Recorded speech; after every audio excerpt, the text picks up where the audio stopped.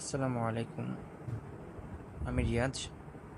তো আজকে তোমাদের জন্য একটা নতুন অধ্যায় শুরু করব, অষ্টম শ্রেণীর বিজ্ঞান বইয়ের প্রথম চ্যাপ্টারটা। তবে আমি কিছু কথা বলে রাখি, ক্লাস এইটের তোমাদের বিজ্ঞান বই এবং ম্যাথ বই, এই দুইটা বই খুবই গুরুত্বপূর্ণ। যেহেতু অনেকেই আমরা জানি যে 8 থেকে 9-এ যাওয়ার পরেই তিনটে সাবজেক্টে আমাদের পড়াশোনাটা বিভক্ত হয়ে যায়, সায়েন্স, আর্টস, কমার্স। তো যাদের লক্ষ্য থাকে সায়েন্স নেবে বা বিজ্ঞান নেবে, তাদের অবশ্যই এই বিজ্ঞান বইটা এবং গণিত বইটা, এই দুটো খুব ভালো করে পড়তে হবে। তো আমি চেষ্টা করব তোমাদের এই বিজ্ঞান এবং গণিত বইয়ের প্রত্যেকটা চ্যাপ্টার আমি আমার চ্যানেলে আপলোড করবো ইনশাল্লাহ। তো আমি কিছু বাড়ির কাজ দেবো এখানে, তোমরা চাইবা, আমি চাইবো যে বাড়ির কাজগুলো তোমরা করো, আমাদের গ্রুপে আপলোড করবো বাড়ির কাজগুলো করে। এর বাইরে এই বইগুলা আমি তোমাদেরকে দেখাবো, এখানে তাকিয়ে তাকিয়ে পড়তে হবে, এবং আমি তোমাদেরকে বলবো যে আমি যেভাবে দাগিয়েছি এখানে তোমরাও সেভাবে দাগিয়ে তোমাদের বইগুলো পড়ো। প্রথমে একবার আমার ক্লাস লেকচারটা ফলো করো, তারপরে তোমার সেকেন্ড টাইম ওই দাগানো লাইনগুলো আবার দাগিয়ে রাখো, কারণ এখান থেকে ম্যাক্সিমাম পড়াগুলা বা এমসিকিউগুলি তোমরা পেয়ে যাবে। হ্যাঁ, তো আমরা আজকে যেটা নিয়ে আলোচনা করব, এটা আমাদের প্রথম অধ্যায়টা নিয়ে আমরা আলোচনা করবো। এটা প্রাণীজগত শ্রেণীবিন্যাস। আমাদের এই পৃথিবীতে বুঝছো, মানে অগণিত অসংখ্য অসংখ্য শ্রেণী বিন্যাসের প্রাণী আছে, মানে অনেক প্রকারের প্রাণী আছে। বিজ্ঞানীরা প্রতিনিয়ত আবিষ্কার করতেছে বিভিন্ন ধরনের প্রাণী। তো এতগুলা প্রাণীর ভিন্ন ভিন্ন বৈচিত্র্য, ভিন্ন ভিন্ন দেখতে ভিন্ন, এই এতগুলা বৈশিষ্ট্যগুলো আমাদের একটু মুখস্থ করা খুবই কঠিন, বলতে গেলে অসম্ভব। তো আমরা কিছু মানে নিয়ম শিখে যাব, যে নিয়মটার সাহায্যে আমরা অনেকগুলো প্রাণীকে চিনতে পারবো। আচ্ছা, আমরা প্রথম অধ্যায়ে আসি। আমাদের প্রথম অধ্যায়টির নাম প্রাণী শ্রেণীবিন্যাস। তোমরা দেখতে পাচ্ছ যেখানে আমি তোমাদের জন্য আগেই বইটা দাগিয়ে রেখেছি। দাগিয়ে দাগিয়ে বই পড়তে হবে, আমাদের অভ্যাস করতে হবে। আমাদের এই ছোটোখাটো এই সাজেশন না পড়ে আমাদের ফুল বই পড়ার অভ্যাসটা করতে হবে, কারণ এতে তোমাদের প্রত্যেকটা এমসিকিউ পারার সম্ভাবনাটা অনেক বেড়ে যায়। হ্যাঁ, আচ্ছা, তাহলে আমরা আসি যে প্রাণজগতের শ্রেণীবিন্যাসের অধ্যায়টা। দেখো, পৃথিবীর অসংখ্য বিচিত্র ছোট বড় প্রাণী আছে। তোমার আশেপাশে তাকালে তুমি দেখবে অনেক বড় আছে, একদম হাতি, অনেক ছোট আছে যেটা তুমি চোখে দেখতে পাও না। যেটা অণুবীক্ষণিক প্রাণী আছে অ্যামিবা। এই অ্যামিবাটা অণুবীক্ষণিক প্রাণী। অণুবীক্ষণিক প্রাণী বলতে যেগুলো খুবই ছোট এবং তুমি খালি চোখে ওদেরকে দেখতে পাবে না। এটা দেখতে চাইলে তোমাদেরকে কি লাগবে, অণুবীক্ষণ যন্ত্র লাগবে। তাহলে ছোট আণুবীক্ষণিক প্রাণী থেকে শুরু করে সবচেয়ে বড় বিশাল আকারের তিমি আছে, সাগরে থাকে তিমিরা। তো প্রাণীর বিভিন্ন নির্ভর করে পরিবেশের বৈচিত্র্যের উপরে, এক একটা পরিবেশ একরকম। যেমন মনে করো যে মরুভূমির পরিবেশ, ওখানে পানি কম থাকে, তাহলে ওখানে যে প্রাণীগুলো থাকবে অবশ্যই তাদের পানি কম পেয়েও বেঁচে থাকতে হয়, এরকম একটা গুণ ওদের থাকতে হবে। আবার সাগরের যে প্রাণীগুলো থাকে ওদের কথা চিন্তা করো, আবার পাহাড়ে যে প্রাণীগুলো থাকে ওদের কথা চিন্তা করো। তো এক একটা পরিবেশে কী হয়, এক এক ধরনের প্রাণী আমাদের বাস করে। আচ্ছা, সহজে সুশৃঙ্খলভাবে বিশাল প্রাণী জগৎকে জানার জন্য এর বিন্যস্তকরণ প্রয়োজন, আর এই বিন্যস্ত করার পদ্ধতিকে শ্রেণীবিন্যাস বলে। এখান থেকে শ্রেণীবিন্যাস কাকে বলে প্রশ্নটা আসতে পারে। আচ্ছা, এই অধ্যায় পড়ে শেষে আমরা অনেক কিছু শিখবো। আমি যাই, প্রথমে আমাদের পার্ট 1 প্রাণী জগতের শ্রেণীবিন্যাস। প্রাণী জগতের শ্রেণীবিন্যাস করার জন্য আমাদের দেখো, প্রাণী কি, প্রাণী দেখতে কি সব প্রাণী দেখতে কি একই রকম? না, সব প্রাণী দেখতে একই রকম নয়। তুমি আশেপাশে তাকালেই দেখতে পারবা এক একটা প্রাণী এক রকমের। তাহলে কোনটার মেরুদণ্ড আছে? মেরুদণ্ড বলতে কোনটি? ওই যে যেটা দিয়ে আমরা দাঁড়িয়ে থাকি, এটা মেরুদণ্ড। আমাদের পিছনে পিঠে হাত দিলে দেখতে পারবা শক্ত একটা, এটা মেরুদণ্ড। আচ্ছা, সবাই কি একই পরিবেশে বাস করে? না, সবাই একই পরিবেশে বাস করে না। কেউ বাস করে তোমার পানিতে, কেউ বাস করে মরুভূমিতে, আবার কেউ বাস করে স্থলে, কেউ বাস করে পাহাড়ে। আচ্ছা, একই প্রকার তারা খাবারও খায় না, একই রকম চলাফেরাও করে না। হ্যাঁ, দেখো, আমাদের চারপাশের প্রাণীগুলোকে একরকম নয়, কখনো একরকম নয়। আমাদের চারপাশের প্রাণীগুলো, এদের দেহের আকৃতিটা, গঠন এবং জৈবিক কার্যক্রম ভিন্ন। যেমন কারো কারো মেরুদণ্ড আছে, আবার কোনোটির মেরুদণ্ড নেই। ঠিক আছে, আবার কেউ কেউ মাটিতে বাস করে, কেউ পানিতে বাস করে, কেউ গাছে বাস করে। হ্যাঁ, যেমন পাখি গাছে বাস করে। হ্যাঁ, যেমন খাদ্যরা বিভিন্ন খাবার খায়ও কি ভিন্ন ভিন্ন। আবার কি হয়, বিভিন্ন অঙ্গ, যেমন সিলিয়া একটা অঙ্গ, যেমন আমাদের হাত আছে, পা আছে, চোখ আছে, ওরকম একটা অঙ্গ সিলিয়া।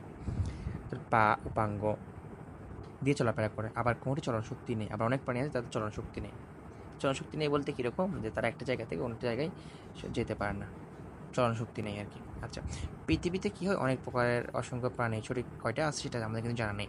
আজ পর্যন্ত বিজ্ঞানী বলতেছে একটা মানে ওরা আজ পর্যন্ত 15 লক্ষ প্রজাতির প্রাণী আবিষ্কার করেছেন। হ্যাঁ, আচ্ছা, বিপুল সংখ্যক প্রাণীর গঠন, তারপর তাদের আকৃতি সম্বন্ধে জ্ঞান অর্জন সহজ উপায় হলো শ্রেণীবিন্যাস। তাহলে শ্রেণীবিন্যাস দিয়ে আমরা সহজে অনেকগুলো প্রাণীর গঠন এবং তাদের আকৃতি জানতে পারি এবং তাদের আকৃতি সম্বন্ধে জ্ঞান অর্জন করতে পারি।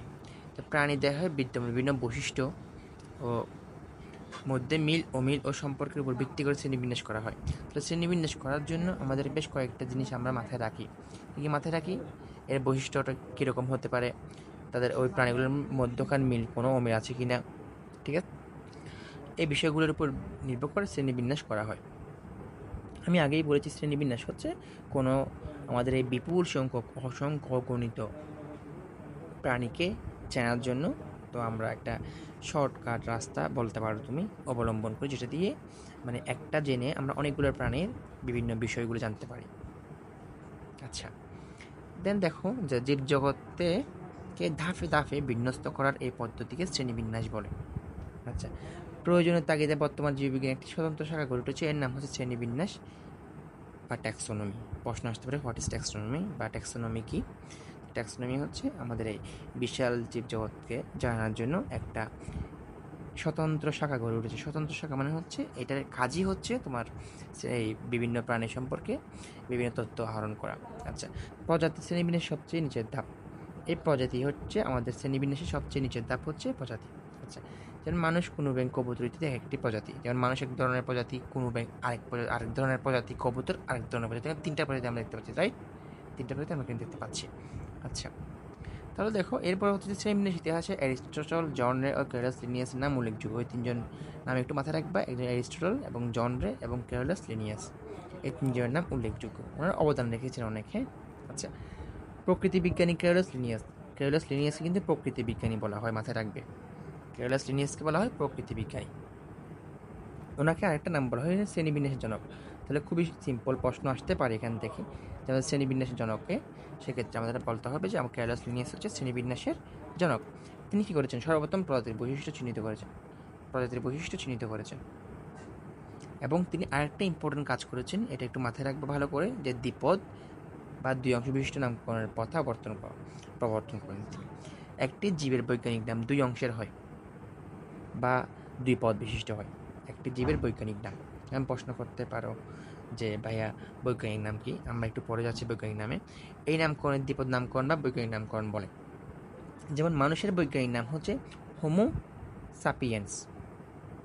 তাহলে এখানে কয়টা পদ? দুইটা পদ, একটা পদ দুইটা পদ, ঠিক আছে? এটাকে বলি আমরা হচ্ছে বৈজ্ঞানিক নামে। পৃথিবীতে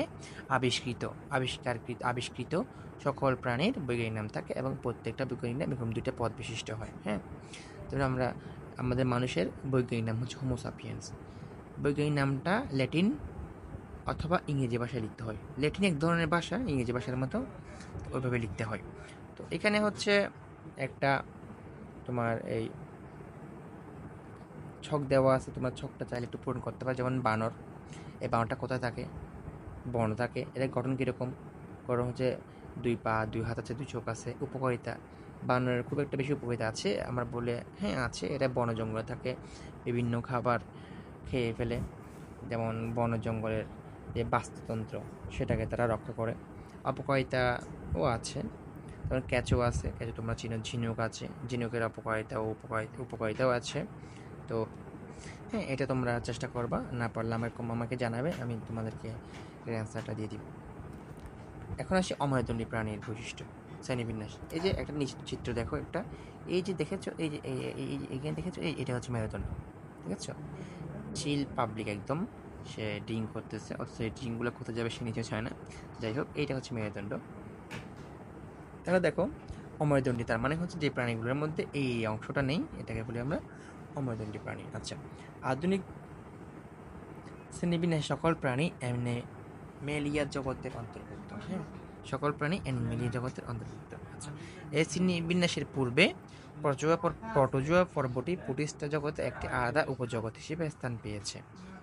আচ্ছা, অ্যানিমেলিয়া জগতের প্রাণীদের মোট 33টি পর্ব রয়েছে। এর মধ্যে প্রজাতির সংখ্যা দিকের ভিত্তিতে 9টি পর্বকে মেজর পর্ব বলা হয়। মানে এই 33টা পর্বের মধ্যে 9টা পর্বকে আমরা বলি হচ্ছে মেজর পর্ব। এগুলো একটু মাথায় রাখবে, কারণ এগুলো এমসিকিউতে আসে। বাকিগুলো নন মেজর পর্ব। বাকি আর কটি থাকে, এই 33 থেকে 9টি চলে আর যা থাকে আর কি। এই 9টি পর্বের প্রথম 8টিকে অমেরুদণ্ডী এবং শেষের পর্বের প্রাণীরা মেরুদণ্ডী। ঠিক আছে, তাহলে 9টির মধ্যে প্রথম 8টি হচ্ছে অমেরুদণ্ডী প্রাণী আর লাস্টেরটা হচ্ছে মেরুদণ্ডী প্রাণী। তোমাদের উপরে একটা কাজ ছিল, ওই কাজটা আমি তোমাদের জন্য এখানে দিয়েছি। যেমন বানর, এরা থাকে হচ্ছে বন পাহাড়ে চিড়িয়াখানায়, তারপরে এদের 4 হাত পা লম্বা লেজ থাকে, গাছে বীজ ছড়ায়, পরিবেশের ভারসাম্য রক্ষা করে, উপকারিতা, মাঝে মাঝে ফলন নষ্ট করে। হ্যাঁ, আবার কেঁচো, এটা মাটিতে থাকে, নরম দেহ, মাটি উর্বর করে, কোনো অপকারিতা কেঁচোর তেমন নেই। যেমন ঝিনুক, নদীতে থাকে, শক্ত কুলস, মুক্ত উৎপাদন করে, কোনো উপকারিতা নেই। পাখি কোথায় থাকে, তারপরে পাখাযুক্ত, কীটপতঙ্গ খেয়ে ফসল ফলন করে, পরিবার রক্ষা করে। কিছু পাখি ফসলে ক্ষতি করে, যেমন মাছ, নদী সমুদ্র থেকে আজযুক্ত থাকে, খাদ্য সেবাতে অর্থনৈতিক সুবিধা, জলবায়ু দূষণের ক্ষতিগ্রস্ত কারণ। তাহলে এই জিনিসটা তোমাদের জন্য আমি করে দিয়েছি। আসি অমেরুদণ্ডী প্রাণীতে। এখন তুমি বলতে পারো যে ভাই এই ধরনের কেন এখানে এগুলো দিয়েছেন। এই যে এগুলো অবশ্যই মুখস্থ করতে হবে তোমাদেরকে। হ্যাঁ, এই যে এখানে যে পর্ব আছে, আমরা একটু আগে দেখেছিলাম 9টা পর্ব আছে। এই 9টি পর্ব 1টা 2টি 3টি 4টি 5টি 6টি 7টি 8টি 9টি। প্রথম 8টিকে আমরা বলেছি অমেরুদণ্ডী এবং এই নাম্বারটিকে বলি হচ্ছে মেরুদণ্ডী। এগুলো মুখস্থ করতে হবে এবং পাশাপাশি উপপর্ব এবং শ্রেণী এগুলো মুখস্থ করতে হবে আমাদেরকে। হ্যাঁ, মুখস্থ না করে কোনো উপায় নেই। তাহলে এগুলো মুখস্থ করবে, আমি আশা করি তোমরা এগুলো মুখস্থ করে ফেলবে। যেমন Porifera, Cnidaria, Platyhelminthes, nematoda, Annelida, arthropoda, mollusca, Echinodermata, এরা সবাই হচ্ছে অমেরুদণ্ডী প্রাণী। এরপরে হচ্ছে করোটা। দেখো জগৎটা হচ্ছে অ্যানিমেলিয়া জগৎ। করোটা পরপর প্রাণীকে আবার 3টে ভাগে ভাগ করে। হ্যাঁ, ইউরোকরোটা, সেফালোকরোটা, ভার্টিব্রাটা। আবার দেখো ভার্টিব্রাটাকে বেশ কয়েকটা শ্রেণীতে ভাগ করে। সাইক্লোস্টোমাটা, কন্ট্রিকথিস, অস্ট্রিকথিস, উভচর, সরীসৃপ, পক্ষীকুল, স্তন্যপায়ী। হ্যাঁ, এগুলো আমাদের মাথায় রাখতে হবে। এরপরে প্রথম পর্বে আসি, দেখি পরিফেরা। আমরা জানি পরিফেরা এগুলো প্রত্যেকটাই হচ্ছে অমেরুদণ্ডী প্রাণী, তাই না? তো আমাদের এই যে পর্ব, এখানে যে 8টি পর্ব, এখানে যে সকল প্রাণী আছে প্রত্যেকেই হচ্ছে অমেরুদণ্ডী, মানে তাদের কোনো মেরুদণ্ড নেই। তাহলে পরিফেরা পর্বের প্রাণীগুলিকে আমরা একটু দেখি। দেখো, পরিফেরা পর্বের প্রথমে আসি কোথায় থাকে। দেখো, এরা পরাস শব্দের অর্থ ছিদ্র, মানে পোরাস এই শব্দের অর্থ ছিদ্র, ফের শব্দ অর্থ বহন করা। ঠিক আছে, এই শব্দটি থেকে পরিফেরা শব্দটি এসেছে। তাহলে এরা স্পঞ্জ নামেও পরিচিত। পৃথিবীর প্রায় সব জায়গায় এদেরকে পাওয়া যায়।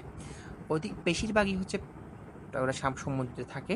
কিছু কিছু প্রাণী হচ্ছে স্বাদু পানিতে থাকে। স্বাদু পানি মানে কোনগুলি, যেগুলো আমরা আমাদের আশেপাশে যে পানিগুলো দেখি আর কি, লবণাক্ত পানি ছাড়া ওনারা পানিগুলো থাকে। সাধারণত দলবদ্ধ হয়ে বাস করে। লবণাক্ত পানিতেও থাকে, স্বাদু পানিতেও কিছু কিছু থাকে, বেশিরভাগই তো লবণাক্ত পানিতে থাকে। তো আচ্ছা, সাধারণত এরা হচ্ছে দলবদ্ধ হয়ে বাস করে। দলবদ্ধ মানে এক জায়গায় অনেকগুলো থাকে প্রাণীরা। এদের বৈশিষ্ট্য কী? এদের বৈশিষ্ট্য হচ্ছে যে সরলতম বহুকোষী মানে কি? মানে দেখবে অনেকগুলো কোষ থাকে এবং স্বাভাবিক, এত বেশি কঠিন না এদের কোষগুলি। এখানে এই যে বৈশিষ্ট্য, যে সাধারণ বৈশিষ্ট্য দিয়ে আছে, আমি তোমাদেরকে বারবার বলবো, প্রত্যেকটা পর্বের নাম, ওই পর্বের স্বভাব ও বাসস্থান, ওই পর্বের সাধারণ বৈশিষ্ট্য এবং উদাহরণ যেগুলো দেওয়া আছে এগুলো অবশ্যই মুখস্থ করতে হবে। তোমাদের এই 8ম শ্রেণীর প্রথম অধ্যায়টা ধরে নাও হচ্ছে 90% হচ্ছে মুখস্থ। হ্যাঁ, এই অধ্যায়টা মুখস্থ ভিত্তিক, এটা মুখস্থ করতেই হবে। এটা মুখস্থ না করলে মনে থাকবে না তোমাদেরকে। এখানে আমাদের কোনো ম্যাথ নেই, এটা মুখস্থ করতে হবে। যত বেশি মুখস্থ করতে পারবে এই অধ্যায় থেকে অ্যান্সার করা ততটা সহজ হবে। তাহলে দেখলাম সরলতম বহুকোষী প্রাণী। বহুকোষী হলেও এরা টিস্যু গঠন করে না। টিস্যু মানে কি? টিস্যু মানে হচ্ছে অনেকগুলো কোষ মিলে একটা জায়গায় কোনো কিছু কাজ করে। ওই অনেকগুলো কোষ মিলে যে কাজটা করে, যারা করে ওদের সবাইকে একত্রে টিস্যু বলে। হ্যাঁ, তো এই কোষগুলি কি করে? টিস্যু গঠন করে না। যদিও কোষ থাকে কিন্তু টিস্যু গঠন করে না। দেহপ্রাচীর অসংখ্য ছিদ্রযুক্ত। আমরা আগে দেখেছি পোরাস মানে ছিদ্র। তাহলে এই যে আমি পাশের চিত্রে দেখো, যে স্পঞ্জিলা অনেকগুলো ছিদ্র আছে এখানে। হ্যাঁ, অনেকগুলো ছিদ্র আছে। এই ছিদ্র পথে পানির সাথে অক্সিজেন ও খাদ্যবস্তু প্রবেশ করে। ওরা তো প্রাণী না, প্রাণীদের খাওয়ার জন্য কি বেঁচে থাকার জন্য খাবার গ্রহণ করতে হবে। তারা অক্সিজেন নেয় এবং খাদ্যবস্তু নেই এই পোর বা গর্ত বা ছিদ্রগুলোর সাহায্যে। 3 নম্বর বৈশিষ্ট্য হচ্ছে কোনো পৃথক সুগঠিত কলা অঙ্গতন্ত্র থাকে না, তাদের দেহের মধ্যে স্পেশাল কোনো অঙ্গ থাকে না। এরপরে উদাহরণ হিসেবে আমাদেরকে দেওয়া আছে স্পঞ্জিলা, স্কাইপা। এই যে এই পাশে হচ্ছে আমি স্কাইপার চিত্র তোমাদেরকে দিয়েছি, এটা দেখতে হচ্ছে স্কাইপা, এটা হচ্ছে স্কাইপা, এটা হচ্ছে স্পঞ্জিলা। এই চিত্রগুলো মুখস্থ রাখবে এবং এই নামগুলো মুখস্থ রাখবে, অনেক সময় আমাদের এমসিকিউতে দিয়ে দেয়। আমরা 2 নম্বর পর্বে যাই, নিডারিয়া। এগুলো মুখস্থ করতে হবে, তুমি যতই বই পাও না কেন, যতই আকুতি মিনতি করো না কেন, তোমার মুখস্থ করতেই হবে। তুমি যদি বলে স্যার আমার কষ্ট হয়ে যাচ্ছে, মুখস্থ রাখতে পারতেছি না, একবার পারতেছো না, সেকেন্ড টাইম দেখো, সেকেন্ড টাইম পারতেছো না, থার্ড টাইম ট্রাই করো, সুতরাং মুখস্থ করতেই হবে। আমি বারবার বলতেছি এই অধ্যায়টা তোমার 90% হচ্ছে মুখস্থ, আরও বেশি আমি যদি অবজার্ভ করি আরও বেশি তোমাদের মুখস্থের জিনিসপত্র এখানে আছে। 2 নাম্বার পর্ব হচ্ছে নিডারিয়া। যদিও আগে সি আছে, বাট সিটা এখানে আমরা উচ্চারণ করি না, আমরা নিডারিয়া বলি। আচ্ছা, নিডোসাইট নামক বিশেষ বৈশিষ্ট্যপূর্ণ কোষের নাম থেকে এই পর্বের নামকরণ করা হয়েছে। প্রশ্ন আসতেই পারে, হ্যাঁ, যে নিডারিয়া নামটা কোন জায়গা থেকে এসেছে। এই তো পূর্বে সিলেন্টার নামে পরিচিত ছিল। আচ্ছা, এই নিডারিয়াটাকে আমরা আগে সিলেন্টারা হিসেবে ডাকতাম, এখন ডাকি নিডারিয়া। কোথায় থাকে একটু দেখি, এরা পৃথিবীর প্রায় সকল অঞ্চলে থাকে, হ্যাঁ, পৃথিবীর সকল অঞ্চলে থেকে পাবে। তারপর অধিকাংশ প্রজাতি হচ্ছে সামুদ্রিক, বেশিরভাগ সমুদ্রে থাকে। অনেকে আবার খাল, বিল, নদী, হ্রদ, ঝর্ণা এখানেও থাকতে পারে। এরা প্রাণীগুলো হচ্ছে বিচিত্র বর্ণ, আকার আকৃতির। বিচিত্র বর্ণ হচ্ছে বিভিন্ন কালারিং থাকে, লাল, নীল, সবুজ এরকম কালারিং থাকে। এদের কিছু প্রজাতি এককভাবে মানে হচ্ছে একা একা বাস করে, আবার কিছু কিছু দলবদ্ধভাবে বাস করে, মানে একই সাথে অনেকেই বাস করে এবং কলোনি গঠন করে। এগুলো এমসিকিউতে আসতে পারে, কলোনি গঠন করে। আচ্ছা, এরা সাধারণত পানিতে ভাসমান কাঠ, পাতা, অন্য কিছুর সঙ্গে দেহকে আটকে রেখে মুক্তভাবে সাঁতার কাটে। মনে করো এটা হচ্ছে, মনে করো যে পানি, এখানে মনে করো যে কাঠ আছে, এই কাঠের সাথে ওরা আটকে থেকে সাঁতার কাটে, মুখস্থ করতে হবে। এরপরে আমরা সাধারণ বৈশিষ্ট্যে চলে যাই। সাধারণ বৈশিষ্ট্য কি আছে দেখো, দেহ দুটি ভ্রূণীয় কোষাস্থ দ্বারা গঠিত। এদের দেহটা হচ্ছে ভ্রূণীয় কোষাস্থ দ্বারা গঠিত। ভ্রূণীয় কোষাস্থ মানে হচ্ছে, মানে এই যে পাশে দেখো ভ্রূণীয় কোষাস্থ হচ্ছে কীরকম, ভ্রূণীয় কোষাস্থ মানে একটা ভ্রূণ থাকা অবস্থায় বিভিন্ন স্তর থাকে। তো এই যে প্রাণী এগুলোতে দুটি স্তর থাকে, এই জন্য দুটি স্তর দ্বারা গঠিত বলা হচ্ছে। দেহের বাইরের দিকের স্তরটি হচ্ছে একটোডার্ম, ভিতরের স্তরটি হচ্ছে এন্ডোডার্ম। আমাদের মানুষের 3টা স্তর থাকে, একটোডার্ম, এন্ডোডার্ম, মেসোডার্ম। মানুষেরটা মনে রাখতে আপাতত না হলেও চলতেছে, কিন্তু আমাদের এটা মনে রাখতে হবে। দুটি স্তর আছে, একটা হচ্ছে একটোডার্ম, একটা হচ্ছে এন্ডোডার্ম, ভিতরেরটা। আচ্ছা, দেহগহ্বরকে সিলেন্টারন বলে। প্রশ্ন প্রায় সময় দেখা যায়, এখান থেকে প্রশ্ন আসে, দেহগহ্বরকে সিলেন্টারন বলে। আচ্ছা, এটা একাধারে পরিপাক, সংবহনে অংশ নেয়। পরিপাক মানে হচ্ছে খাবার দাবার খাওয়ার পরে অপাচ্য অংশটা দেহের বাইরে বের করে দেয়, আর সংবহন মানে হচ্ছে একটা জায়গা থেকে যাওয়ার জন্য আর কি খাবারগুলি, এই সিলেন্টারনটা কাজ করে। অ্যাক্টোডার্ম মানে হচ্ছে কি বাহিরের স্তরটা, হ্যাঁ। নিডোসাইট নামক বিশেষ বৈশিষ্ট্যপূর্ণ কোষ থাকে। তো অ্যাক্টোডার্মে নিডোসাইট নামক এক ধরনের কোষ থাকে, নিডোসাইট নামক এক ধরনের কোষ থাকে, মানে কোষটার নাম হচ্ছে নিডোসাইট। এই কোষগুলো শিকার ধরা, আত্মরক্ষা, চলন কাজে অংশ নেয়। মানে এটা যদি হয় তোমার, মনে করো এটা একটা তোমার এই কি এই পর্বের প্রাণী, তাহলে এই বাইরে হচ্ছে নিডোসাইট নামের এক ধরনের কোষ থাকে, ওই কোষটা দিয়ে তারা কি করে শিকার ধরে। ওদেরকে যেহেতু যে ওদের খাবার খেয়ে বাঁচতে হবে, তো তারা খাবার করতে পারবে, তারা শিকার করে। কীভাবে শিকার করে? নিডোসাইট নামক এই কোষটি দিয়ে তারা শিকার করে। এরপরে আত্মরক্ষা, মাঝে মধ্যে তারা অন্যান্য প্রাণীও তোদের খেতে চাইতে পারে, সেক্ষেত্রে তারা এটা দিয়ে আত্মরক্ষা করে। চলন, একটা জায়গা থেকে তারা অন্য একটা জায়গা হচ্ছে নিডোসাইট নামক কোষটার সাহায্যে। উদাহরণ হিসেবে আছে আমাদের হাইড্রা, অবেলিয়া। আমি হাইড্রার ছবিটা তোমাদের এখানে দেওয়া আছে, আর অবেলিয়ার ছবিটা আমি এখানে তোমাদেরকে অ্যাড করে দিয়েছি। দেখো অবেলিয়াটা দেখতে কীরকম আসতে পারে, ঠিক আছে। এরপরে আমরা 3 নাম্বার পর্ব প্লাটিহেলমিনথেসে আসি। দেখো, আচ্ছা, তো দেখো প্লাটিহেলমিনথেস, আমরা 3 নাম্বার পর্ব দেখি। এরা থাকে কোথায়? এটা হচ্ছে প্রথমত দেখি আমরা প্লাটি শব্দ অর্থ হচ্ছে চ্যাপ্টা, আর হেলমিনথেস শব্দ অর্থ হচ্ছে কৃমি। আচ্ছা, চ্যাপ্টা কৃমি যেগুলি আছে ওগুলোকে বোঝাচ্ছে অ্যাকচুয়ালি। এই শব্দ দুটি থেকে প্লাটিহেলমিনথেস শব্দটি এসেছে। এই প্রাণীদের জীবনযাত্রা বেশ বৈচিত্র্যময়, হ্যাঁ, মানে অনেক দারুণ আর কি, অনেক সুন্দর। আচ্ছা, বহু প্রজাতি বহিঃপরজীবী আর কিছু প্রজাতি হচ্ছে অন্তঃপরজীবী। বহিঃপরজীবী একটা উদাহরণ হচ্ছে যেমন উকুন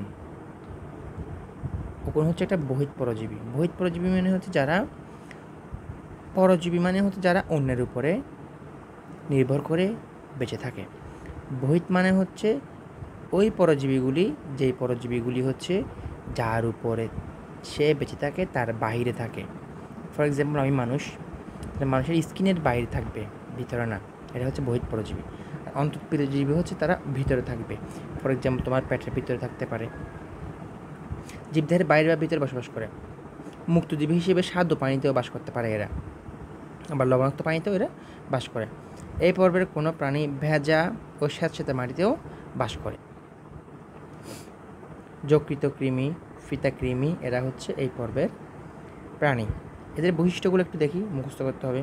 দেহ চ্যাপ্টা, উভলিঙ্গ, বহিঃপরজীবী বা অন্তঃপরজীবী হিসেবে থাকে। দেহ পুরো কিউটিকেল দ্বারা আবৃত। পুরো কিউটিকেল মানে হচ্ছে একটা শক্ত আবরণের মতো, আবার অনেক সময় হচ্ছে তোমার এই মানে ওই যে মোম আছে না, মোমের মতো আর কি, মোমের ওইরকম। দেহের চোষক ও আংটা থাকে। এইখানে দেখোই যায়, দেখেছো একটা চোষকের মতো বা আংটার মতো, এটা চোষক বা আংটা। আচ্ছা, দেহে শিকা অঙ্গ নামে বিশেষ অঙ্গ থাকে যেগুলো রেচন অঙ্গ হিসেবে কাজ করে।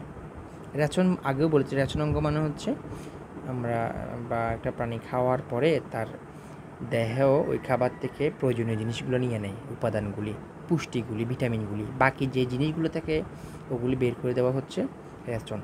আচ্ছা, পৌষ্টিক তন্ত্র সম্পূর্ণ বা অনুপস্থিত। যেমন উদাহরণ হিসেবে এখানে আছে হচ্ছে তোমার যকৃৎ কৃমি, যেমন ফ্যাসিওলা, তারপরে টিনিয়া বা ফিতা কৃমি। এখানে দুইটারই ছবি এখানে দেওয়া আছে, আমরা চাইলে দেখে নিতে পারি। এরপর আসছে নেমাটোডা। দেখো, এটা অনেক আগে একে নেমাথ্যালমিনথেস নামে ডাকা হতো। এটা নেমা শব্দ অর্থাৎ সুতা, এই শব্দটি থেকে নামকরণ করা হয়েছে আর কি। আচ্ছা, এরা হচ্ছে অন্তঃপরজীবী হিসেবে প্রাণীর অন্তে ও রক্তে বসবাস করে। অন্ত্র মানে হচ্ছে তোমার পেটে বলা যায়, আর রক্ত মানে হচ্ছে ব্লাডে আর কি। এসব পর্যায়ে বিভিন্ন প্রাণী ও মানবদেহে বাস করে নানা রকম ক্ষতি সাধন করে। অনেক প্রাণী মুক্তজীবী যারা পানি ও মাটিতে বাস করে। গোল কৃমি, পাইলেরিয়া কৃমি, চোখের কৃমি, এগুলো হচ্ছে আমাদের উদাহরণ। যেমন এখানে কয়েকটা উদাহরণ আমি দেখিয়েছি। যেমন এটা হচ্ছে চোখের কৃমি দেখেছো, এরকম চোখের মধ্যে সরাসরি কৃমি থাকে, ছবিটা আমি অ্যাড করেছি তোমাদের জন্য। এটা হচ্ছে আমাদের পাইলেরিয়া কৃমি, আর এটা হচ্ছে তোমার গোল কৃমি। দেখো, যেমন সাধারণ বৈশিষ্ট্য আসি, দেখো দেহ নলাকার মানে হচ্ছে লম্বাটে, এরকম লম্বাটে। এই যে দেখো, পুরু ত্বক দ্বারা আবৃত, এর দেহটা হচ্ছে ত্বক দ্বারা আবৃত। পৌষ্টিক নালী সম্পূর্ণ। মুখ, পায়ুছিদ্র আছে। মুখ মানে হচ্ছে মুখ, আর পায়ুছিদ্র মানে হচ্ছে যে দিক দিয়ে তার মানে অপাচ্য অংশগুলি বের হয়। শ্বসনতন্ত্র ও সংবহনতন্ত্র অনুপস্থিত থাকে না, মানে শ্বাস নেওয়ার জন্য কোনো তন্ত্র থাকে না। সাধারণত এক লিঙ্গ মানে হচ্ছে হয় পুরুষ না হয় নারী, মানে একটাই লিঙ্গ থাকে, পুরুষ নারী উভলিঙ্গ। দেহগহ্বর অনাবৃত ও আকৃতিশ্রম নাই। আচ্ছা, প্রকৃতিশ্রম নেই। উদাহরণ যেমন গোল কৃমি দেখালাম, এখানে চোখের কৃমি উপরে দেখালাম, ওইরকম মাথায় রাখতে হবে। পর 85 অ্যানেলিডা। এই পর্বরা এটা কোথায় থাকে? অ্যাকচুয়ালি এদের নামকরণ শব্দটা হিসেবে হচ্ছে তোমার অ্যানুলাস থেকে, যার অর্থ হচ্ছে আংটি। আচ্ছা, পৃথিবীর প্রায় সকল নাতিশীতোষ্ণ ও উষ্ণমণ্ডলীয় অঞ্চলে এই পর্বের প্রাণীদের পাওয়া যায়। নাতিশীতোষ্ণ মানে হচ্ছে লাইক বাংলাদেশ, আমাদের বাংলাদেশটা অতিরিক্ত গরমও না, অতিরিক্ত ঠান্ডাও না। যে দেশগুলো অতিরিক্ত গরম এবং ঠান্ডা কোনোটাই নয়, ওইটাকে বলা হয় নাতিশীতোষ্ণ। উষ্ণমণ্ডলীয় মানে হচ্ছে যে দেশগুলোর মধ্যে প্রায় সময় গরম থাকে। এদের বহু প্রজাতি স্বাদু পানি মানে হচ্ছে আমরা লবণাক্ত পানি ছাড়া যেগুলো আমরা পাই, এগুলো হচ্ছে স্বাদু পানি। কিছু প্রজাতি অগভীর সমুদ্রে বাস করে। এরপর প্রাণী স্যাঁতসেঁতে মাটিতেও বাস করে। স্যাঁতসেঁতে মানে হচ্ছে একটু ভেজা গুলো আর কি। কিছু প্রজাতি পাথর ও মাটিতে গর্ত খুঁড়েও বাস করে। এদের বৈশিষ্ট্য কী? এদের বৈশিষ্ট্য হচ্ছে দেহ নলাকার ও খণ্ডায়িত। দেখো, এই যে দেখো এখানে খণ্ড দেখেছো, খণ্ডায়িত। নলাকার মানে হচ্ছে নলের মতো একটা। নেফ্রোডিয়া নামক রেচন অঙ্গ থাকে, এদের দেহের মধ্যে নেফ্রোডিয়া নামক একটা অঙ্গ থাকে। প্রতিটি খণ্ডে সিটা থাকে, সিটা চলাচল সহায়তা করে। মানে এখানে খণ্ডের মধ্যে সিটা থাকে, সিটা নামক একদিন থাকে যেটা হচ্ছে ওদেরকে চলাচল সহায়তা করে, তবে জোকে থাকে না। উদাহরণ হিসেবে কেঁচু, জোক, এই যে দেখো কেঁচু এবং জোক। দেখো আর্থ্রোপোডা, স্বভাব ও বাসস্থান। আর্থ্রো শব্দের অর্থ হচ্ছে সন্ধি, পড শব্দ অর্থ পা, সব দুদিকে নামকরণ করা হয়েছে। এই পর্বটি প্রাণীদের সবচেয়ে বৃহত্তম পর্ব। মাথায় একবার দেখেছো? ওয়াও, সবচেয়ে বৃহত্তম পর্ব, এটা এমসিকিউতে আসে। এই যে পিচ্চিটাকে মনে রাখবে, তাহলে মনে থাকবে। এটা পৃথিবীর প্রায় সর্বত্র সকল পরিবেশে বাস করে। সকল পরিবেশ মানে হচ্ছে পৃথিবীর সব জায়গায়। পৃথিবীর অনেক জায়গায় ঠান্ডা, অনেক জায়গায় গরম, অনেক জায়গায় ঠান্ডাও না গরমও না, সব জায়গায় এরা বাস করে। এদের বহু প্রজাতি অন্তঃপরজীবী, আগেই বলেছি, বহিঃপরজীবী হিসেবে বাস করে। বহু প্রাণী স্থলে, স্বাদু পানিতে ও সমুদ্রে বাস করে। অনেক প্রজাতির ডানার সাহায্যে উঠতে পারে। আর্থ্রোপোডা, যেমন এই যে আমরা বৈশিষ্ট্যে আসি, দেহ, মস্তক, বক্ষ ও উদর এই 3টি অঞ্চলে বিভক্ত। মানে মস্তক মানে মাথা, বক্ষ মানে হচ্ছে মাথা থেকে নিচের দিকে, আর উদর মানে হচ্ছে পেট। তো যদি দেখো এই 3টা বিভক্ত ও সন্ধিযুক্ত উপাঙ্গ বিদ্যমান। সন্ধিযুক্ত মানে হচ্ছে যেমন এই যে সন্ধিযুক্ত উপাঙ্গ, এই যে মাথায় এক জোড়া পুঞ্জাক্ষী বা অ্যান্টেনা থাকে। এই যে দেখো পুঞ্জাক্ষী বা অ্যান্টেনা থাকে। পুঞ্জাক্ষী মানে হচ্ছে চোখকে বোঝাচ্ছে। আচ্ছা, নরম দেহ, কাইটিন সমৃদ্ধ, শক্ত অভ্যন্তরে গঠিত। এই যে এখানে কাইটিন থাকে একটু শক্ত টাইপের। মেলফেজিয়ান নালিকা নামক রেচনাঙ্গ বিদ্যমান। রেচনাঙ্গ থাকে, এটার নাম হচ্ছে মেলফেজিয়ান নালিকা। রেচনাঙ্গ, এই কথাটা অনেকবার বলেছি এর আগে। দেহে রক্তপূর্ণ গহ্বর হিমোসিল নামে পরিচিত। দেহে যে রক্তপূর্ণ গহ্বরটা আছে এটা হচ্ছে হিমোসিল নামে পরিচিত, যেমন প্রজাপতি, চিংড়ি, আরশোলা, কাঁকড়া। এটা হচ্ছে আর্থ্রোপোডা প্রাণীর। তুমি আমাকে বলো যে একটা তেলাপোকা দেখলে এই অবস্থা কাদের হয়ে যায়? হ্যাঁ, আমাকে কমেন্টে জানাও যে একটা তেলাপোকা যদি তুমি দেখে তাহলে এই অবস্থা কার হয়ে যায়। তাহলে একটু মাথায় রাখবে, আর্থ্রোপোডা এই পর্বটা একটু ইম্পর্টেন্ট। এখান থেকে তোমার প্রায় সময় পরীক্ষায় প্রশ্ন এসে থাকে। এরপর আমরা দেখি মলাস্কা। মলাস্কা স্বভাব বাসস্থান। মলাস্কাস শব্দ থেকে এর নামকরণ করা হয়, অর্থ হলো নরম। এটি প্রাণীজগতের দ্বিতীয় বৃহত্তম পর্ব। মাথায় রাখবা, দ্বিতীয় বৃহত্তম পর্ব। এরপরে প্রাণীদের গঠন, বাসস্থান সব বৈচিত্র্যপূর্ণ। পৃথিবীর প্রায় সকল পরিবেশে থাকে। প্রায় সবই সামুদ্রিক, সাগরের বিভিন্ন স্তরে বাস করে। কিছু প্রজাতি পাহাড়ি অঞ্চলে, বন জঙ্গলে, স্বাদু পানিতে বাস করে। বৈশিষ্ট্য আসি দেখি আমরা। দেহটা হচ্ছে নরম। দেহটি সাধারণত শক্ত খোলস দ্বারা আবৃত। এই উপরের অংশটা হচ্ছে শক্ত খোলস, ভিতরে যে অংশ দেখতে পাচ্ছি এটা হচ্ছে নরম। পেশিবহুল পা দিয়ে চলাচল করে। এই যে পাগুলো হচ্ছে পেশি, মানে মাংস আছে প্রচুর। ফুসফুস বা ফুলকার শ্বাসকার্য চালায়, যেমন শামুক, তারপর হচ্ছে তোমার ঝিনুক, এরা। ঠিক আছে। এরপরে হচ্ছে তোমার আসি পর্ব 8-এ। দেখো পর্ব 8টা একটু খেয়াল করি। নাম হচ্ছে একাইনোডার্মাটা। একাইনোস শব্দ হচ্ছে কাটা, ডার্মা শব্দ হচ্ছে ত্বক, তাহলে কাঁটাযুক্ত ত্বক। আমরা কি বলতে পারি না? বলতে পারি। শব্দ দুটি নিয়েই পর্বটির নামকরণ করা হয়েছে। সকল প্রাণী সামুদ্রিক, ইম্পর্টেন্ট। এই যে একাইনোডার্মাটা পর্বের সকল প্রাণী হচ্ছে সামুদ্রিক। সকল মহাসাগর এবং সকল গভীরতায় এদের বসবাস করা হয়। এদের স্থলে বা মিঠা পানিতে পাওয়া যায় না, মানে টোটালি পাওয়া যায় না। এর আগে আমরা দেখেছিলাম কিছু কিছু থাকে, কিন্তু এটা টোটালি পাওয়া যায় না। অধিকাংশ মুক্তজীবী। আচ্ছা, সাধারণ বৈশিষ্ট্য, তার মানে হচ্ছে তারা মুক্তজীবী মানে হচ্ছে তারা ইচ্ছা মতো তাকায় আর কি।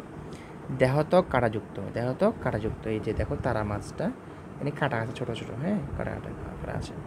দেহে 5টি সমান ভাগে বিভক্ত। দেখো এখানে 1টা 2টা 3টা 4টা 5টা অংশে বিভক্ত, অর্থাৎ পঞ্চ অরীয় প্রতিসম। এমসিকিউতে মাথায় রাখতে পারো, এটা এমসিকিউর জন্য পঞ্চ অরীয় প্রতিসম। আমরা চাইলে এটা মাথায় রাখতে পারি চাইলে। পানি সংবহন তন্ত্র থাকে এবং নালিকা পথে সাহায্য করে। পূর্ণাঙ্গ প্রাণীতে অক্ষীয় ও পৃষ্ঠদেশ নির্ণয় করা যায়, কিন্তু মাথা চিন্তা করা যায় না। মানে পৃষ্ঠদেশ মানে উপর, মানে এই তার দেহটার উপরের অংশ এবং নিচের অংশ এবং মিডল পয়েন্ট নির্ণয় করা গেলেও এর মাথাটা ঠিক কোন জায়গায় আছে এটা সহজে নির্ণয় করা যায় না। যেমন তারা মাছ, সামুদ্রিক শসা দেখিয়েছি তোমাদেরকে আমি এখানে। এরপরে হচ্ছে আমরা জানি এটা ছিল আমাদের হচ্ছে তোমার 8 নাম্বার। 9 নাম্বারটা হচ্ছে করোডা। আর এই করোডা মূলত মেরুদণ্ডী প্রাণী, এখান থেকে শুরু হয় আমাদের, তাই না? তো আমরা আসি করোডাতে আসি। 9 নাম্বার পর্ব হচ্ছে করোডা। এই করোডা প্রাণীগুলো দেখো, করডাটা শব্দটি এসেছে করডা শব্দ থেকে, অর্থ হচ্ছে রজ্জু বা নালী।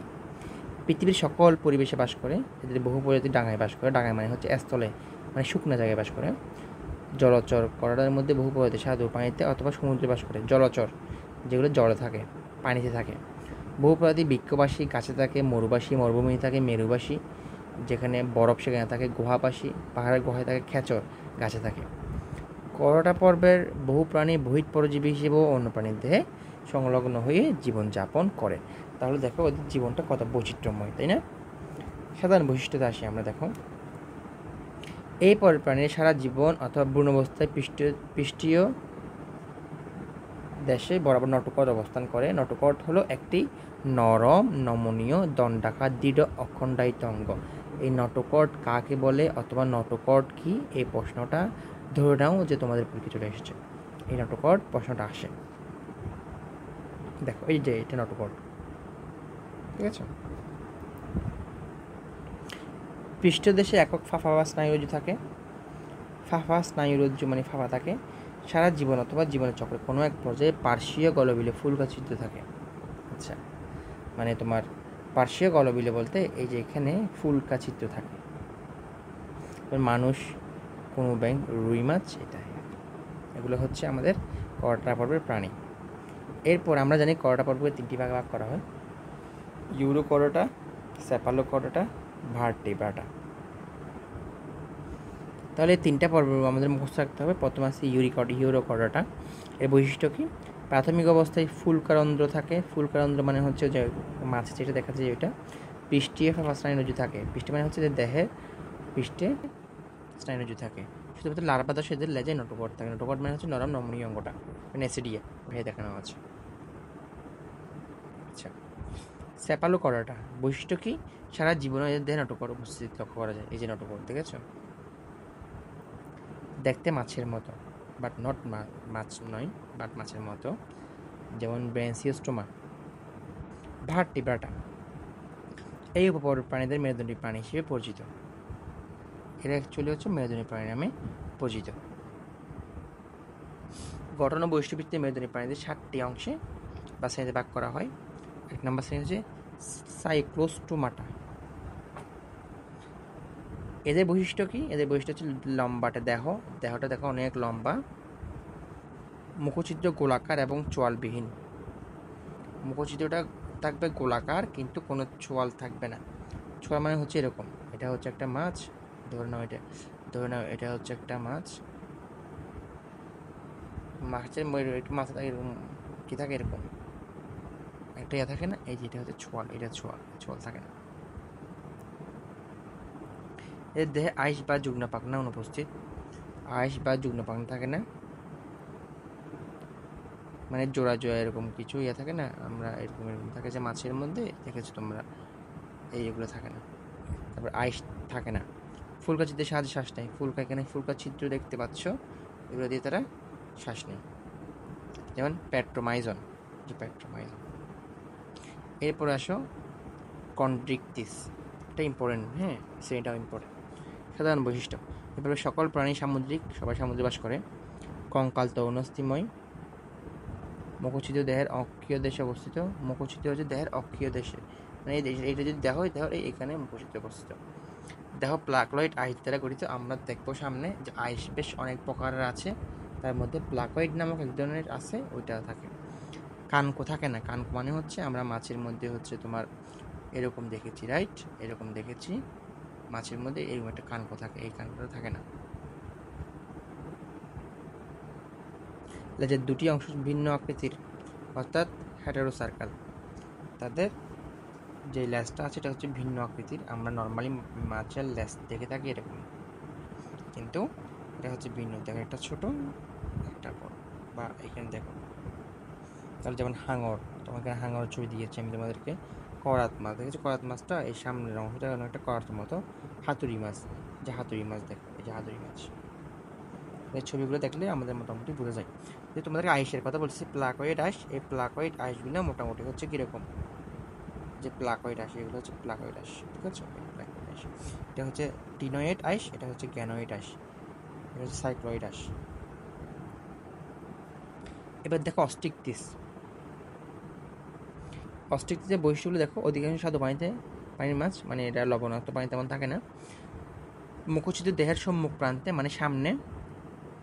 তারপরে হচ্ছে তোমার এর লবণাক্ত পানি থাকে না বলতে, মানে স্বাদু পানিতে, অধিকাংশ স্বাদু পানি থাকে, তবে কিছু কিছু লবণাক্ত পানিতে থাকে, কারণ সমুদ্র স্বাদু পানি তেমন পাওয়া যায় না। দেহ সাইক্লয়েড, গ্যানয়েড বা টিনয়েড ধরনের আইস দ্বারা আবৃত। তো সাইক্লয়েড, গ্যানয়েড বা টিনয়েড ধরনের আইস তোমাদেরকে আমি একটু আগে দেখিয়েছিলাম, আবার দেখে নিবে পিছনে ব্যাক করে। মাথার দুই পাশে 4 জোড়া ফুলকা থাকে, এই যে এখানে 2 জোড়া, ওই পাশে 2 জোড়া, 4 জোড়া থাকে। ফুলকাগুলো কানকো দিয়ে ঢাকা ঢাকা থাকে, এই যে এটা কানকো, উপরে যে কানকোটা যেটা ঢাকা থাকে। ফুলকার সাহায্যে শ্বাসকার্য চায়। আমরা যারা স্তরে থাকি, যারা পানিতে থাকে না, ওরা চালায় ফুসফুস দিয়ে শ্বাসকার্য চালায়, মানে মানে নিঃশ্বাস নেয় আর কি, শ্বাস নেয়, নিঃশ্বাস নেই। এটা হচ্ছে আমি মানুষ, তুমি মানুষ, আমরা নেই হচ্ছে ফুসফুস দিয়ে, যেটা আমরা বুকে থাকে। আর মাছেরা নেই হচ্ছে ফুলকা দিয়ে, ওদের শ্বাস প্রশ্বাসের দরকার আছে। প্রাণী হওয়া সত্ত্বে তার অক্সিজেন দরকার আছে, তো অক্সিজেন নিতে হবে, সে কীভাবে নেয়? ফুলকার সাহায্যে নেয়। যেমন ইলিশ মাছ, সি হর্স, যে সি হর্স ছবি দিয়েছি আমি, দেখো সি হর্স। এরপরে হচ্ছে এখানে একটা কাজ আছে, এই কাজটা তোমরা চাইলে করতে পারো। শ্রেণী উভচর, দেখো উভচর প্রাণী। উভ মানে উভয়, চর মানে চরে, আমার থেকে বলতেছি এটা মনে রাখার জন্য। উভয় জায়গায় চরে, উভয় জায়গায় বলতে পানি এবং শুকনো জায়গায়, 2 জায়গায় যারা থাকে তারা হচ্ছে উভচর। যারা জীবনের প্রথম অবস্থা সাধারণত পানিতে থাকে, মাছের মতো বিশেষ ফুলকার সাহায্যে শ্বাসকার্য চালায়, পরিমিত বসে ডাঙায় বাস করে, ফুসফুসের সাহায্যে শ্বাসকার্য চালায়, তারা হচ্ছে উভচর। যেমন দেহত্বক আইসবিহীন, ওদের দেহে কোনো আইস থাকে না, ত্বকটা নরম হয়, পাতলা হয়, ভেজা ও গ্রন্থিযুক্ত হয়। গ্রন্থিযুক্ত মানে ছোট ছোট ছিদ্র থাকে আর কি। শীতল রক্তের প্রাণী,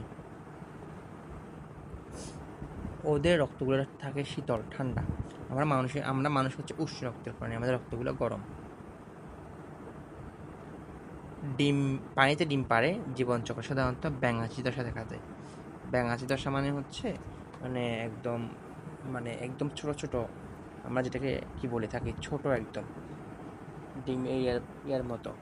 এগুলো যখন বাচ্চা অবস্থায় থাকে তখন কোথাও দেখবে যে খুবই ছোট, এই যে একটা লেজ থাকে, এটাকে বলি ব্যাঙাচি দশা। যেমন সোনা ব্যাঙ, কুনু ব্যাঙ, এখানে কুনু ব্যাঙ দেওয়া আছে, আমি সোনা ব্যাঙটা এখানে অ্যাড করে দিয়েছি। এটা অনেকে, আমরা এত কোন এলাকায় কীরকম বলে জানি না, আমাদের এখানে ভাউ ব্যাঙ নাকি একটা জানি বলে। আচ্ছা, শ্রেণী সরীসৃপ। এবার সরীসৃপে আসি আমরা। সরীসৃপ হচ্ছে যারা অ্যাকচুয়ালি বুকে ভর দিয়ে চলে, এটা হচ্ছে সরীসৃপ। বুকে যেমন সাপ আছে, টিকটিকি আছে, কুমির আছে, হ্যাঁ এগুলা, গুই সাপ আছে। ত্বক শুষ্ক ও আইসযুক্ত, ত্বকে কি আছে? শুষ্ক ও আইস আছে। 4 পায়ে 5টি করে নখরযুক্ত আঙুল আছে, এই যে এখানে 5টি করে নখরযুক্ত আঙুল আছে, এখানে একটা দেখা যাচ্ছে না, পিছনে আছে। এরপরে আসি হচ্ছে পক্ষীকুল। পক্ষীকুল মানে হচ্ছে, একটু বুঝেই পেরেছি জিনিসটা কি, যেমন দেহ পালকে আবৃত থাকে, মানে পালক থাকে সারা দেহে, 2টি ডানা, 2টি পা, একটি চঞ্চু মানে ঠোঁট থাকে, চঞ্চু। ফুসফুসের সাথে বায়ুথলি থাকা সহজে উঠতে পারে। এটা ফুসফুস, যাদের ভিতরে যে ফুসফুসটা আছে, একটা বায়ুথলি থাকে, বায়ু মানে বাতাসের একটা থলি থাকে, বাতাসের একটা বক্স থাকে, ওই বাতাসের কারণে সহজে উঠতে পারে। উষ্ণ রক্তের প্রাণী, রক্তগুলো একটু গরম, উষ্ণ থাকে। হাড় শক্ত, হালকা ও ফাঁপা হয়। দেখুন পাখি উঠতে হলে তো তার হাড়টি যদি ভারী হয় তাহলে তো উঠতে তো কষ্ট হয়ে যাবে। আল্লাহ তাআলা রব্বুল আলামিন এটাকে ওইভাবেই করে দিয়েছেন যে তাই সে উঠতে পারে। যেমন কাক, দোয়েল, হাঁস এগুলি। এবার আসি হচ্ছে স্তন্যপায়ী প্রাণী, যে আমি আর তোমার কথা বলি। এদের দেহ লোম আবৃত, যেমন আমারও লোম আছে, তোমারও লোম আছে, যে দেখো লোম। স্তন্যপায়ী প্রাণী সন্তান প্রসব করে, তবে এর ব্যতিক্রম হচ্ছে প্লাটিফ্লাস। এই যে প্লাটিফ্লাস দেখেছো, এর যে চঞ্চু বা ঠোঁটটা অনেকটা হচ্ছে হাঁসের মতো, আর বাকি অংশটা হচ্ছে অন্য এর মতো। এরা স্তন্যপায়ী। স্তন্যপায়ী মানে হচ্ছে যারা তাদের সন্তানকে প্রসব করে এবং মায়ের দুধ খাওয়ায় এবং প্রসব করে। হুম, ডিম পারে না। কিন্তু এখানে ভিন্ন হচ্ছে যে প্লাটিপাস, ওরা ডিম পারে। উষ্ণ রক্তের প্রাণী। চোয়ালে বিভিন্ন ধরনের দাঁত থাকে, যেমন বাঘের দাঁত থাকে। শিশুরা মাতৃ দুধ পান করে, মায়ের দুধ পান করে। হৃৎপিণ্ড 4 প্রকোষ্ঠ বিশিষ্ট, মানে 4টা ভাগে ভাগ করা হয় হৃৎপিণ্ডটাকে। ত্বকে রকমের গ্রন্থি বিদ্যমান, যেমন মানুষ, ওট, বাঘ। আচ্ছা, এটা ছোট কাজ আছে, এটা তোমরা ইচ্ছা করতে পারো, না পারলে আমার কমেন্টে জানাতে পারো, আমি চেষ্টা করবো এই কাজগুলো নিয়ে একটা ভিডিও বানানোর জন্য। শ্রেণীবিন্যাসের প্রয়োজনীয়তা। দেখো, এই শ্রেণীবিন্যাসের প্রয়োজনীয়তা তোমাকে আমি আগেও বলেছি তোমাদেরকে, যে এত এত এত পরিমাণ আমাদের পৃথিবীতে প্রাণী আছে যেগুলো ইন্ডিভিজুয়ালি ভিন্ন ভিন্নভাবে আলাদা আলাদাভাবে, যদি আমরা এদেরকে এটা কোনটা কীরকম দেখতে, কীরকম কোথায় বাস করে, তারপরে এটা দেখতে কীরকম, কি খায়, তারপরে কার দেহে কোনটা আছে, এগুলো যদি মুখস্থ করতে যাই, ওয়ান কাইন্ড অফ ইম্পসিবল। যেই কারণে আমরা শ্রেণীবিন্যাসটা শিখি, এবং একটা কিছু কিছু বৈশিষ্ট্য মুখস্থ করলে দেখা যায় ওই বৈশিষ্ট্যের যে প্রাণীগুলো আছে এগুলো সবাইকে একটা নাম দিয়ে দেয়।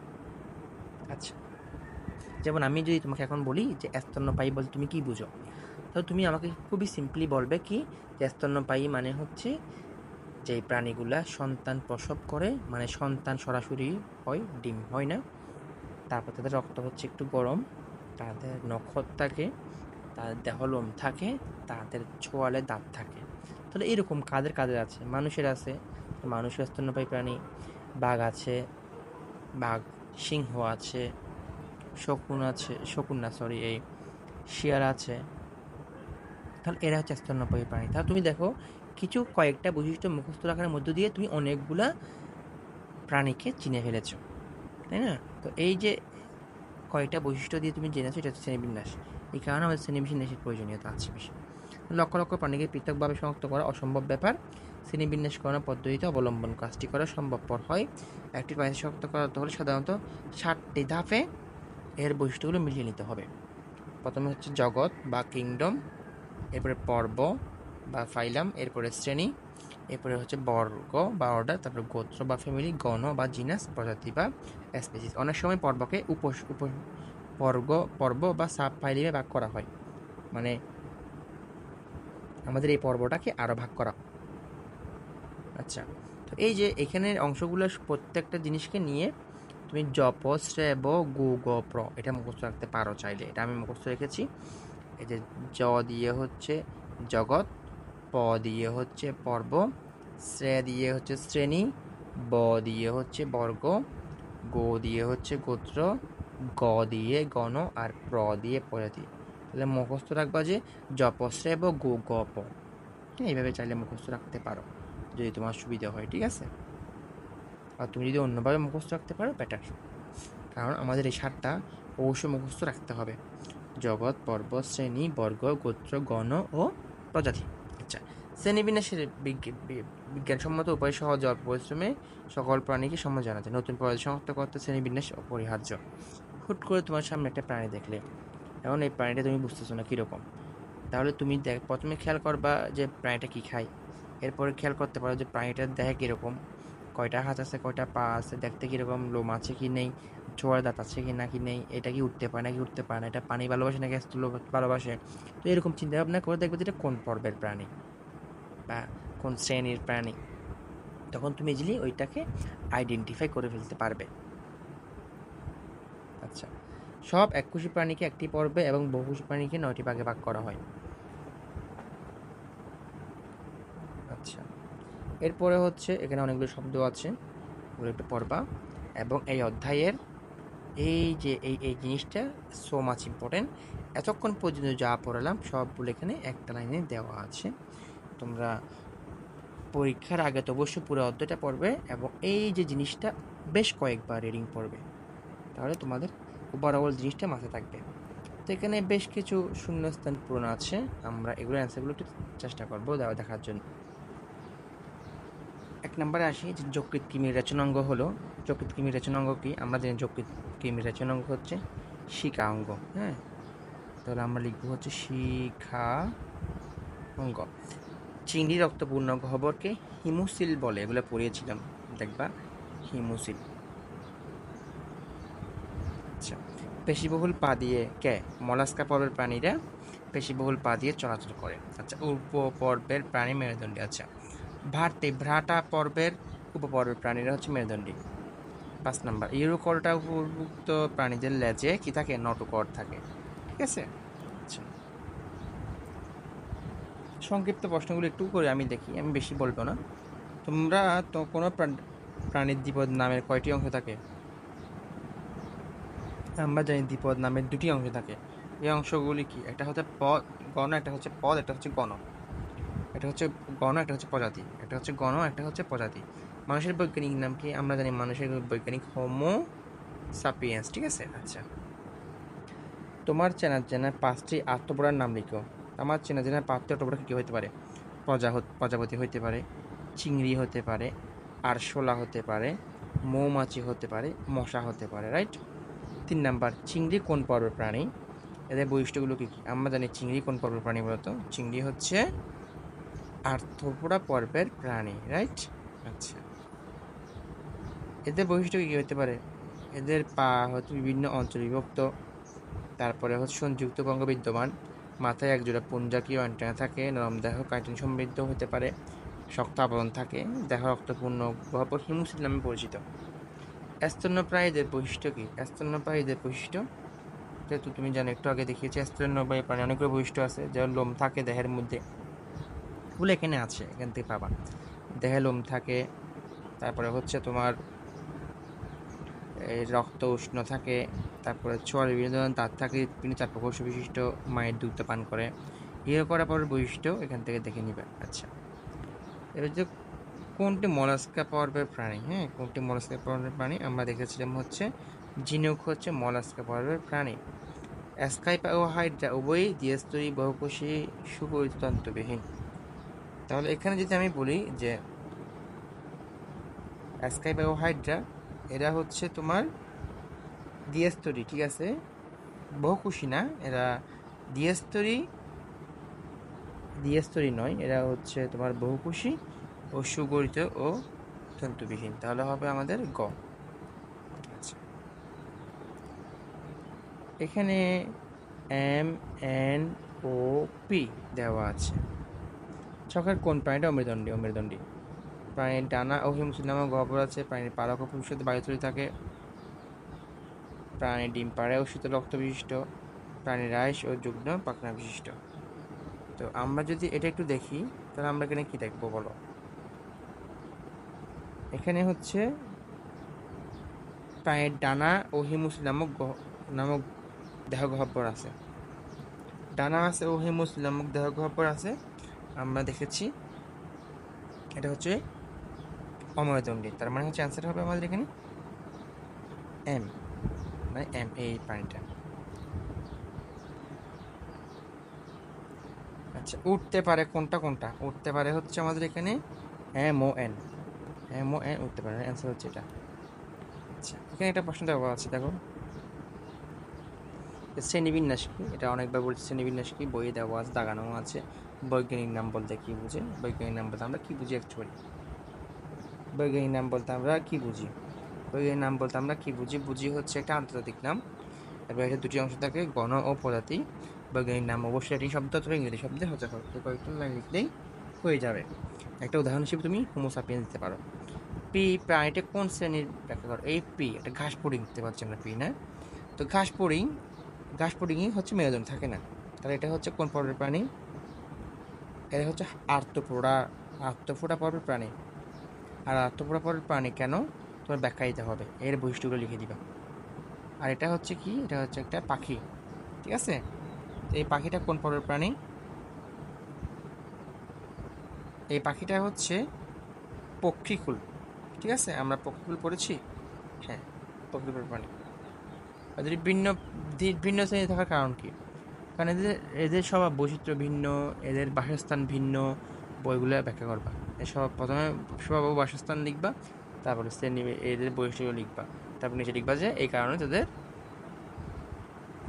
ভিন্ন শ্রেণীতে থাকে। 2 নাম্বার হচ্ছে রাহাত গায়ে মশার কামড় দেওয়া মাত্র সে এটিকে রক্তচাপ হাত চাপা দিয়ে মেরে ফেললো। একটি ম্যাগনিফাইং গ্লাস দিয়ে সে এর উপাঙ্গ, চক্ষু ও দেহাবয়ব পর্যবেক্ষণ করলো। পরবর্তী সে তার পাঠ্যপুস্তকের জ্ঞানের আলোকে এটির শ্রেণীগত বস্তু চর্চা।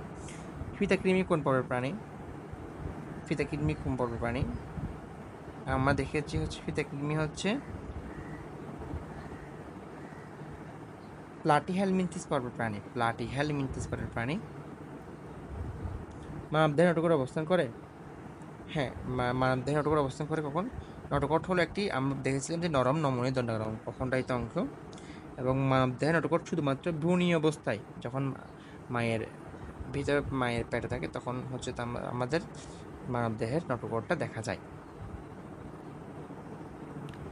আচ্ছা, রাহাতে পর্যবেক্ষণ আলোকের প্রাণীটির শ্রেণীগত অবস্থান নির্ণয় করে। রাহাতে পর্যবেক্ষণ কিন্তু প্রাণীটি কি? মশা। আর মশা কোন পর্বের প্রাণী জানো? বা দেখি বলতো, মশা কোন পর্বের প্রাণী? আর্থ্রোপোডা পর্বের প্রাণী। তাহলে আর্থ্রোপোডা শ্রেণীগুলো লিখে নিবা। আচ্ছা, তাহলে এখানে কেন প্রয়োজন এগুলো আমরা একটু পরে লিখবা, যে রাহাতের প্রাণী শ্রেণীগুলো অবস্থা জানা রাহাতের জন্য প্রয়োজন কেন? কারণ এতগুলা প্রাণী জানা তো অনেক কষ্ট, তাই আমরা কিছু বৈশিষ্ট্য জানি যার মধ্য দিয়ে আমরা অনেকগুলো প্রাণীকে চিনতে পারি। তো এতটুকুই ছিল হচ্ছে আজকের এই অধ্যায়টা। আমি চেষ্টা করেছি তোমাদেরকে সহজে বোঝানোর জন্য। প্রত্যেকটা বিষয়ে প্রত্যেকটা ওয়ার্ড তোমাদের অপরিচিত মনে হলে আমি সেটা নিয়ে হালকা ব্যাখ্যা করেছি। আমি তোমাদেরকে আবার বলবো, আমি একটু করে তোমাদেরকে বলি কীভাবে আমাদের এই বিজ্ঞান বইটা আমরা পড়বো। হ্যাঁ, আমি তোমাদেরকে বারবার বলতেছি, আমি এটা আবারও বলি, এখানে তোমার রিডিং পড়ার কোনো বিকল্প নেই। 1 নাম্বার তোমার রিডিং পড়তেই হবে, রিডিং, ঠিক আছে? রিডিং পড়বা।